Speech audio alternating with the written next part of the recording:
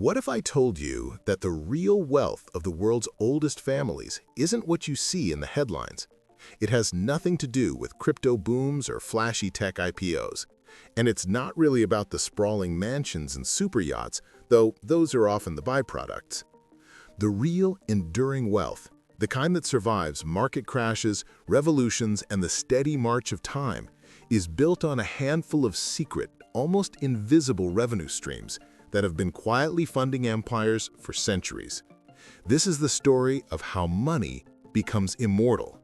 And it starts with a cautionary tale. Back in the late 19th century, Cornelius Commodore Vanderbilt was the richest man in America, with a fortune that would be worth over $200 billion today.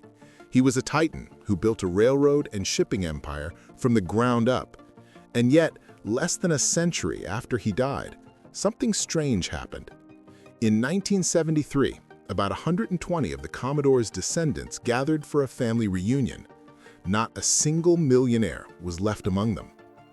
How does a fortune that massive just disappear? It wasn't a single bad bet. It was diluted, spent, and mismanaged into nothing, because the heirs inherited the money, but they didn't inherit the mindset. They were consumers, not builders. They focused on spending the fortune, not on the systems that created it. Now, contrast that with a family like the Rockefellers. John D. Rockefeller amassed a fortune on a similar scale.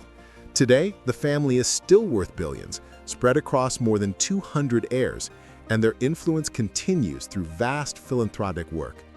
The difference wasn't luck, it was strategy. The Rockefellers understood something fundamental. True wealth isn't about how much money you have, it's about how your money works.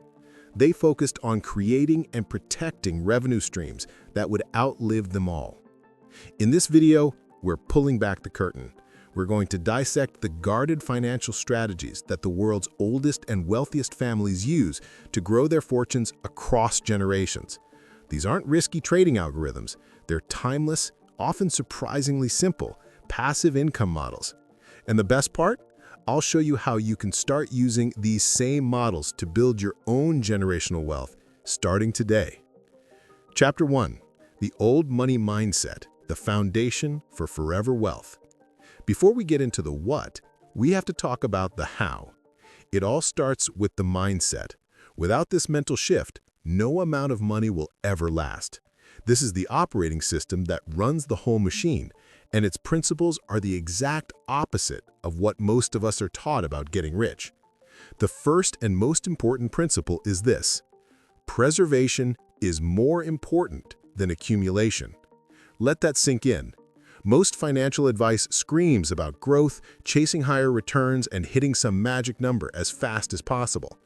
The old money philosophy sees that as a fool's game. They know that aggressive growth comes with catastrophic risk. So instead of asking, how can I double my money this year? They ask, how do I guarantee this capital will still be here and producing income in 100 years? This is the shift from thinking in years to thinking in centuries. When your timeline extends beyond your own life, you stop seeing assets as tickers to be traded for a quick profit. You start seeing them as permanent fixtures in a multi-generational portfolio. You stop chasing trends and start acquiring timeless income-producing assets. The second principle is an obsession with cash flow over appreciation. New money gets excited when their stock portfolio or real estate holdings go up on paper. Old money? They barely bat an eye. Paper gains are fleeting. They can vanish in the next market correction. What they care about is the tangible, predictable income that their assets generate month after month, year after year. It's the difference between buying a stock hoping it pops versus owning a dividend stock for the reliable check it mails you every quarter. It's the difference between flipping a house for a one-time score versus owning an apartment building that spins off rental income forever. Cash flow is the bloodline. It pays for everything: the upkeep of assets, the family's lifestyle, new investments, all without ever touching the original asset. Selling the principal is the cardinal sin. You don't kill the golden goose. The third principle is a strict separation of ownership from operations. Commodore Vanderbilt built the empire. His kids tried to run it, but they lacked his vision and drive. Old money families learned from that mistake. The founder might have been a hands-on operator, but the goal is to transition the family into the role of passive owners as quickly as possible. They own the assets, but they hire professionals to manage them. They own the company, but a board and a CEO run it. This does two things. First, it protects the assets from the clumsy hands of less talented heirs. Second, it frees up the family to focus on the big picture, where to allocate capital, philanthropic strategy, and educating the next generation. They work on the system, not in it. This mindset, preservation over growth, cash flow over appreciation, and ownership over operations, is the bedrock. It's a defensive strategy, designed to win by not losing. With this foundation in place, let's look at the first and oldest revenue stream they used to make it happen. Chapter 2. Revenue stream number 1. The land beneath your feet. Ground leases. One of the most powerful revenue streams in the old money playbook is built on the oldest asset in human history, land. But they don't treat it like most modern investors. They don't flip it or develop it themselves. Often, they don't even build on it. Instead, they use a brilliant, centuries-old strategy called the ground lease. The concept is deceptively simple. They buy a piece of land in a great location, and then they lease the ground itself to someone else for a very, very long time. We're talking 99 years. The tenant, or lessee, then pays for the right to use that ground. The tenant is the one who builds the office tower, the hotel, or the apartment complex. The tenant pays for construction, maintenance, insurance, taxes, everything. The family? They just own the dirt, and they collect a check. This is the ultimate passive income model. The family has zero operational duties, no leaky roofs, no angry tenants, no contractors to deal with. They just collect ground rent every year like clockwork. These leases are almost always triple net, meaning the tenant covers all expenses. Plus, they have rent escalation clauses built right in, tying the rent to inflation or increasing it at set intervals, so the income grows automatically. But here's the masterstroke, the move that makes this perfect for generational wealth. What happens at the end of the 99-year lease? The lease expires. The land, of course, still belongs to the family. And the building on top of it, that multi-million or even billion-dollar skyscraper the tenant built and paid for, reverts to the family for free. They get the land back, plus a fully operational building they paid nothing for. At that point, they can sell the whole package for a massive windfall, or, more likely, start a new 99-year ground lease at a much higher modern rate and begin the whole process again. The greatest example of this is the Grosvenor family in the UK. Their story began in 1677, when an ancestor, Sir Thomas Grosvenor, married a 12-year-old heiress named Mary Davies. Her dowry included about 500 acres of what was then just swampy marshland west of London. Today, that useless land is known as Mayfair and Belgravia, two of the most expensive neighborhoods on the planet. For over 340 years, the Grosvenor family has rarely sold an inch of it. Instead, they've masterfully used ground leases, letting others build the grand hotels and luxury shops while they just collected the rent, generation after generation. They didn't get rich by selling the land, they stayed rich by never selling it. So how can you use this? You probably won't get 500 acres of central London, but the principle scales down. It starts with buying land in the path of growth, on the edge of a growing city or in a neighborhood poised for a comeback.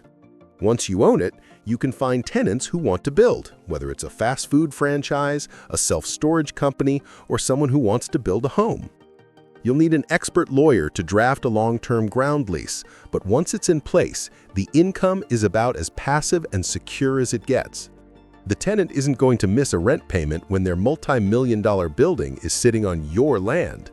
It's the ultimate long game. Buy a quality asset once and get paid for a century. Chapter 3. Revenue stream number 2. The mailbox money machine, royalties. If a ground lease is the slow and steady tortoise, royalties are the elegant, almost magical hare. This is the purest form of work once, get paid forever. A royalty is just a payment made to you for the right to use your asset. For old money, it's the ultimate mailbox money, where checks arrive for work done decades or even centuries ago. You might think of musicians or authors, but for old money, the game is much bigger. They don't just own the rights to songs, they own the rights to the building blocks of the economy. Take natural resources. A family might own thousands of acres of land. They don't start a logging company or a mining operation. That's way too much work. Instead, they lease the rights. They'll lease the timber rights to a forestry company that handles all the costs and risks of harvesting. The family just gets a royalty for every tree cut. They'll lease the mineral rights to a mining company and get a royalty on every ounce of gold that comes out of the ground. No work, just a share of the revenue. Families like the Weyerhausers built fortunes from vast timberlands. They get paid not just from lumber, but from leasing the land for hunting, selling carbon credits to offset emissions, and even getting conservation credits. They get paid to cut the trees, paid to not cut the trees, and paid to let people hike near the trees. It's pure genius. Intellectual property is another gold mine. A family might own the trademark to a respected but defunct brand from the 19th century.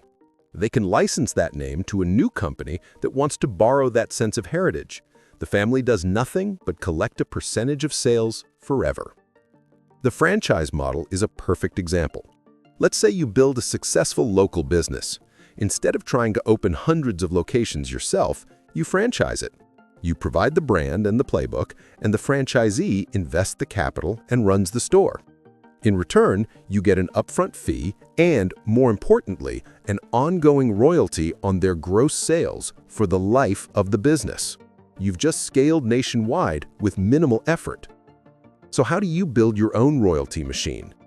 Start thinking about everything you create in terms of its licensing potential. If you're a creative, copyright and trademark everything. License your music for ads, your photos to stock agencies, your designs for t-shirts. If you're an entrepreneur with a successful business, systemize it, protect the brand, and explore franchising. It's a way to scale without the headache. For investors, you can even buy into royalty streams directly through specialized funds that acquire music rights or mineral rights. The key is to separate the act of creation from the act of monetization. You do the work once, buy the land, build the brand, write the book, and then you let others pay you for the right to use it, forever. Chapter 4. Revenue Stream Number 3. The Secret Banking System. Private Lending. Behind the ivy-covered walls of family offices, there's a parallel financial system operating almost completely out of public view. This is the world of private lending, one of old money's most discreet and profitable revenue streams. For generations, wealthy families have acted as their own private banks. The model is simple. When a real estate developer needs a short-term loan to snag a property, or a business owner wants to expand without giving up equity, they don't always go to a bank. They go to a family they know. The old money family provides the cash. In return, the borrower puts up a hard asset, usually real estate, as collateral, and agrees to pay a healthy interest rate. The family starts getting steady payments, often at much higher rates than they could get from bonds. This isn't risky subprime lending. It's a sophisticated, relationship-driven ecosystem. Deals are sealed on trust and reputation, built over decades. Why would a borrower pay a higher rate? Two reasons: speed and flexibility. A bank can take months to approve a loan, drowning you in paperwork. A private lender can make a decision in days. They understand the deal and the borrower's character in a way a loan officer never could. And they can create custom terms a bank's rulebook would never allow. That speed is worth paying a premium for. For the lending family, the perks are huge. They're generating high-yield income secured by a hard asset. In the rare case that a borrower defaults, the family can foreclose and acquire a valuable piece of real estate at a steep discount. They control their own capital, deploying it strategically with total discretion.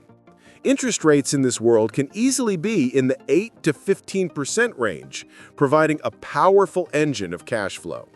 So, how do you tap into this? It's tough as it relies on capital and connections, but there are clear steps. First, you need a war chest. You can't be a lender without money to lend.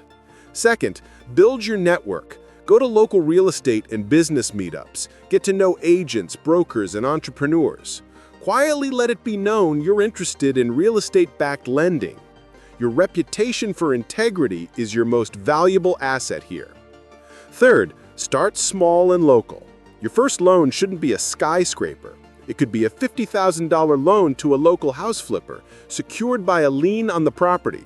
This is how you learn the ropes on a manageable scale.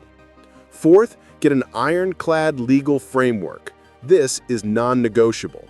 You need a great real estate attorney to draft the promissory note and the mortgage. This is what protects you. As your capital and experience grow, you can take on bigger deals or even pool money with other investors. You are, in effect, building your own little private bank, one loan at a time. Now that we've covered private lending, let's pause. If you're finding these strategies insightful, do me a favor and hit that subscribe button. And if this is sparking new ideas, click the like button to let me know. It helps the channel grow and tells me to make more content like this. All right, let's get back to it. Chapter 5, Revenue Stream Number 4, The Unseen Empire, Boring Businesses. When we picture billionaires, we think of glamorous tech founders or Wall Street traders. But a vast, hidden landscape of wealth is built on something far less exciting: boring businesses. Old money families don't just buy stocks, they often buy entire companies, specifically targeting unglamorous, essential businesses that spit out cash year after year.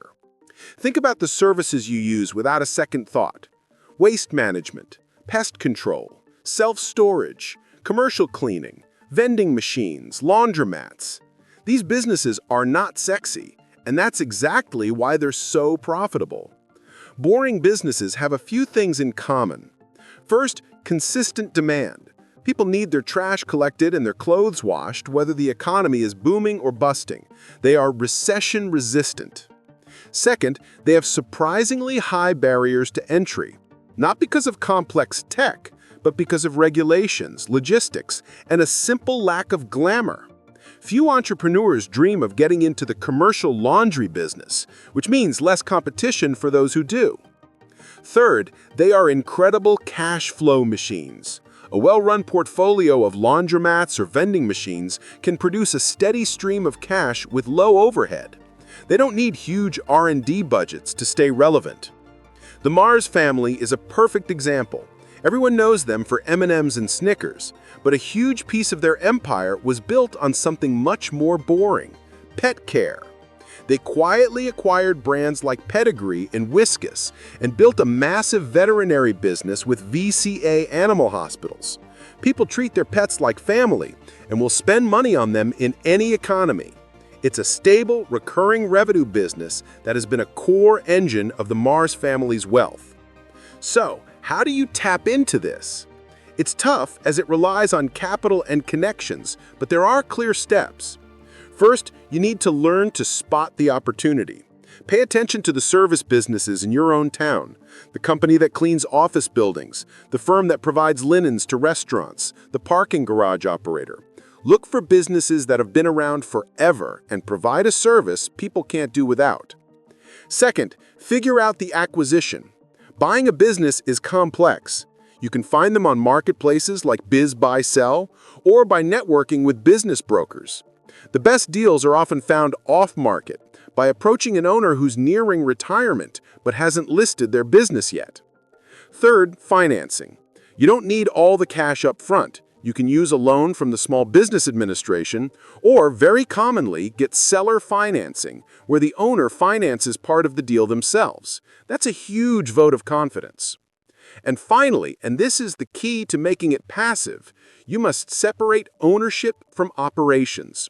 You are not buying yourself a job. You are buying an asset. The goal is to have a general manager run the day-to-day while you oversee the strategy.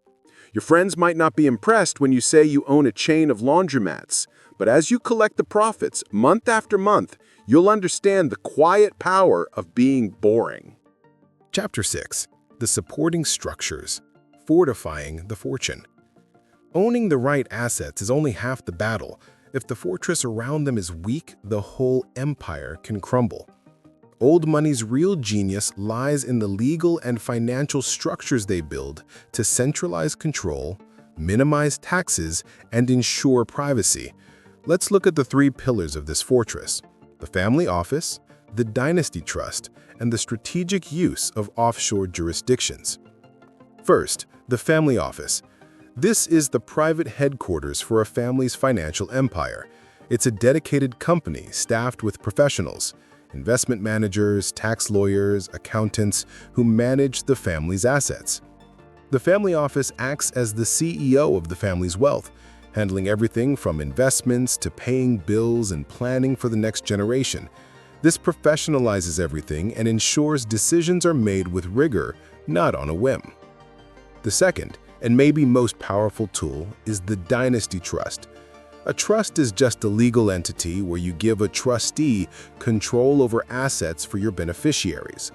A dynasty trust is designed to last for generations, sometimes forever. This is the ultimate tool for preserving wealth.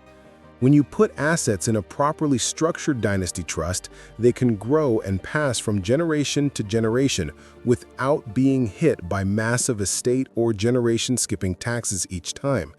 Without a trust, a 40% federal estate tax can tear a fortune apart in just a few generations. A dynasty trust is the legal workaround. This is especially relevant right now.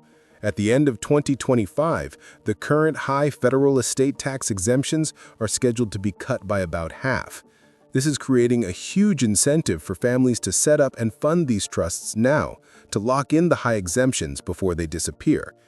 Investigations by outlets like ProPublica, analyzing secret IRS files, have shed light on just how powerful these trusts are for allowing fortunes to pass down largely intact. The third pillar is the strategic use of offshore jurisdictions. The word offshore sounds shady, but for old money, it's a standard tool for diversification and asset protection. By holding some assets in politically and economically stable countries with favorable privacy laws, like Switzerland or Singapore, they add another layer to their fortress. This can shield assets from frivolous lawsuits, protect against political instability back home, and offer a degree of privacy that's getting harder to find.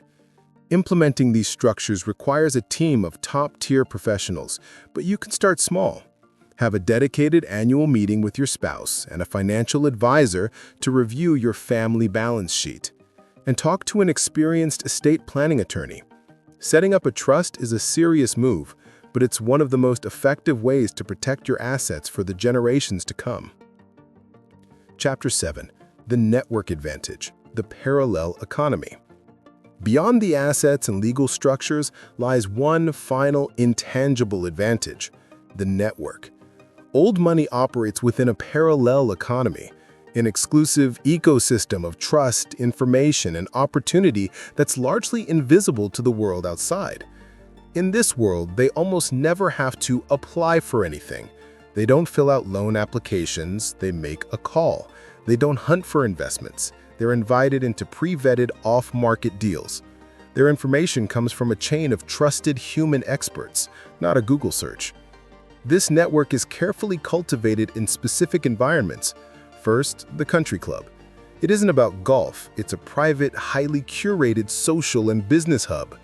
Membership is controlled, creating a space where deals are discussed with implicit trust. Second, philanthropy. Serving on the board of a museum, university, or major foundation isn't just about giving back, it's strategic positioning. These boardrooms bring together the most powerful people from finance, industry, and politics. The Rockefeller Foundation, established in 1913, has not only done immense global good, but has also been a platform to maintain the family's influence and network for over a century. The third pillar is the art world. Collecting fine art and sitting on museum committees is a passion, but also a powerful signaling and networking tool. Art fairs and auctions are gathering places for global capital. It's a way to build rapport and vet the cultural sophistication of potential partners. The currency in this economy isn't just money. It's reputation, discretion, and trust. How can you start building this advantage? First, prioritize building relationships over just doing transactions. Your reputation is everything. Second, be strategic. Join the board of a local nonprofit you care about. You'll meet other committed, high-caliber people. Third, become a connector. Introduce people in your network who could help each other. Providing value to others makes you a valuable node in the network. Finally, invest in your own cultural literacy. It makes you a more interesting person and allows you to connect with people on a level deeper than just business. Building a network is a long game, but it's the hidden architecture that provides the final, untouchable advantage. We've just pulled back the curtain on the strategies that let the world's oldest families make their wealth last for centuries. It's not about wild risks or chasing trends. It's a disciplined, deliberate, and often boring system built on timeless principles. It starts with the mindset: preservation over growth, cash flow over paper gains, and ownership over operations. From there, the revenue streams flow naturally. The patient power of ground leases, the elegant mailbox money of royalties, the discreet influence of private lending, and the quiet strength of owning boring, essential businesses. And finally, it's all protected by a fortress: the professional family office, the tax-proof dynasty trust, and a global network that feeds them opportunities. The story of the Vanderbilts is a stark reminder: wealth without a system is just money waiting to be spent. The story of the Rockefellers shows what's possible with the right structure: a fortune that can endure and build a legacy. The good news is these strategies aren't out of reach. You don't need to be a billionaire to start. You can buy your first rental with a long-term hold strategy. You can make your first small, collateralized loan. You can start that boring local business. You can sit down with an attorney and create a trust to protect your family's future. The journey to generational wealth is a marathon, not a sprint. It starts not with a huge inheritance, but with a decision to stop thinking just about your own financial security and to start thinking like a dynasty. To lay the first brick in a foundation that your children and their children can build upon. The secrets are out, the strategies are clear. The time to start building is now.